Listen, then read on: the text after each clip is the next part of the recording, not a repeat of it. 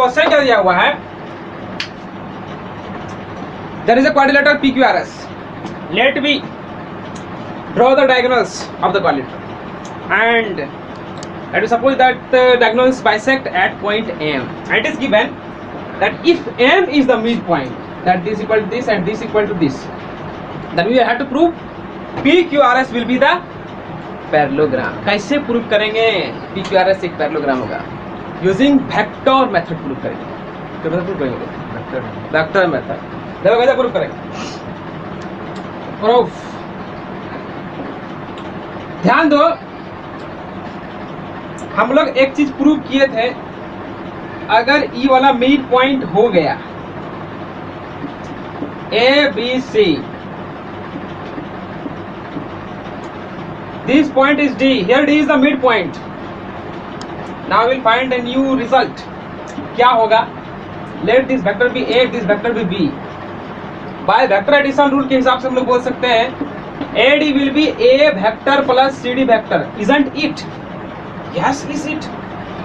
Next, again AD vector equal to B vector plus BD vector. Is it? Yes, it is.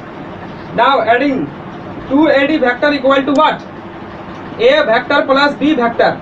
ये तो खत्म हो जाएगा. C से D गया और फिर क्या हुआ? B से D गया. Since we know BD vector equal to DC vector, because the direction of both the vectors are same also in case of magnitude. Magnitude also same. So BD vector minus DC vector equal to 0 vector. DC vector can be written as CD vector. बोलोगा कि नहीं? BD vector plus CD vector. Now BD vector plus CD vector equal to 0 vector. Now here will be 0 vector. A vector B vector इस पर टसकाना ही नहीं है, काम खत्म. तो हो गया यहाँ पर क्या वेक्टर हो गया? A vector plus B vector by 2 equal to AD vector. हो गया. मतलब बीच वाला चीज जो है साइड वाला का सम करके बाय 2 कर देना है. समझ गया बात? नहीं समझा? दूसरा पोजीशन है क्या? 1:1 हुआ. E ला vector equal to M1 X2 M2 X1 by M plus N. डिजाइन यही तो झमेला है. Now using this formula we can write what? PM vector, M ठीक से नहीं लिखाया. PM वेक्टर इक्वल टू क्या हो जाएगा? This vector plus this vector, PQ vector plus PS vector by 2. बोल होगा कि नहीं? देख सकता है प्रूवमेंट. ठीक है, यहाँ से इस चीज को लिया गया है, सारा का कंक्लूजन इससे लिया गया है.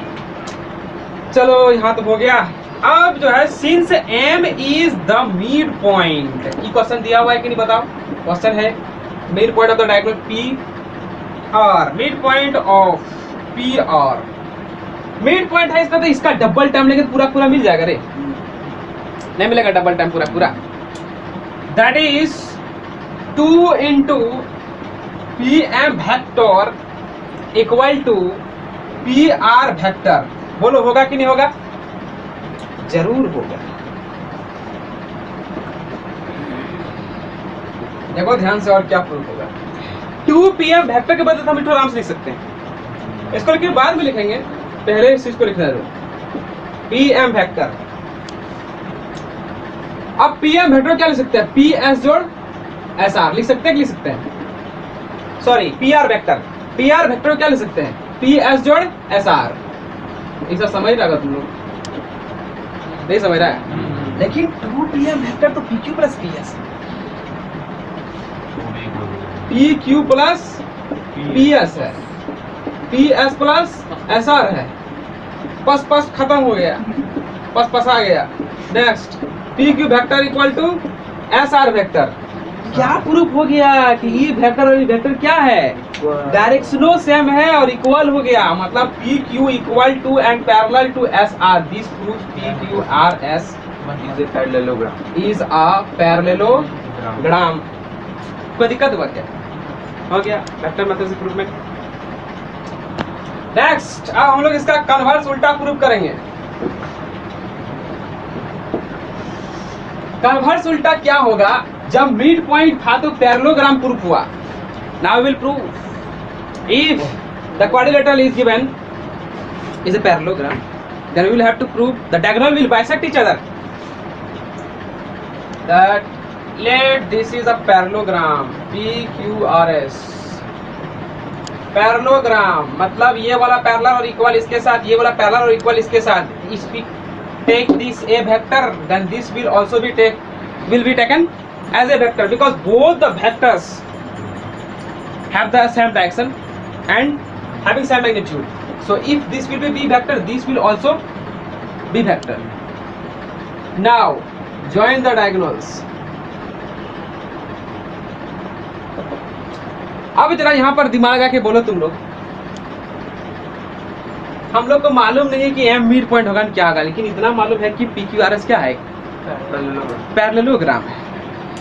तो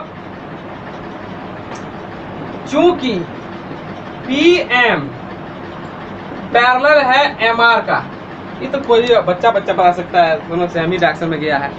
ठीक है, तो हम लोग ऐसा लिख सकते हैं कि P M vector equal to something lambda times M R vector. बोलो लिख सकते हैं, लिख सकते हैं, आराम से लिखा सकता है. पी एम वेक्टर को lambda times M R vector पहले है. सिमिलरली जो है एस एम पैरेलल है तुम्हारा एम क्यू, तो हम लोग आराम से लिख सकते हैं कि M Q vector equal to something delta times S M vector. दोनों का डायरेक्शन सेम लिए हैं. अभी हमको मालूम नहीं मिड पॉइंट होगा, मिड पॉइंट होता तो हम बराबर लिखते हैं, लेकिन मालूम ही नहीं. बात समझा कि नहीं समझा? हाँ समझ रहा है. अब देखते हैं क्या प्रूव करने का होता है इसमें. जरा ध्यान दो, E vector plus E vector equal to E vector होगा? नहीं होगा रे, एकदम होगा. करते हैं. That is P S vector plus S Q vector equal to P Q vector. लेकिन पी एस वेक्टर तो मेरा बी वेक्टर है, दिखा भी करता बढ़िया से. S Q vector P Q vector तुम्हारा ए वेक्टर है, तो यहां से हम लोग का निकल जाएगा S Q vector equal to A vector minus B vector. लेकिन एस क्यू वेक्टर को लिख सकते हैं S M vector plus M Q vector equal to A vector minus B vector. लेकिन कहा गया एम क्यू वेक्टर को हम लोग लिख सकते हैं delta times S M vector A vector minus B vector. देखो ये सब बहुत दिमाग वाला चीज है. इसमें क्या हो जाएगा 1 plus delta S M vector equal to A vector minus B vector. समझ रहा बात नहीं समझ रहा है? ये तो तुम्हारा हो गया.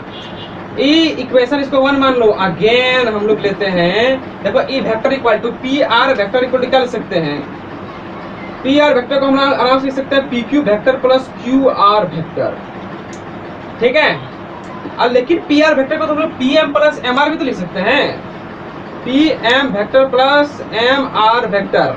पी क्यू वेक्टर मेरा ए वेक्टर है, ये वाला बी वेक्टर है. देखो ए वेक्टर बी वेक्टर. अब लेकिन यहां से हम लोग क्या मिलेगा?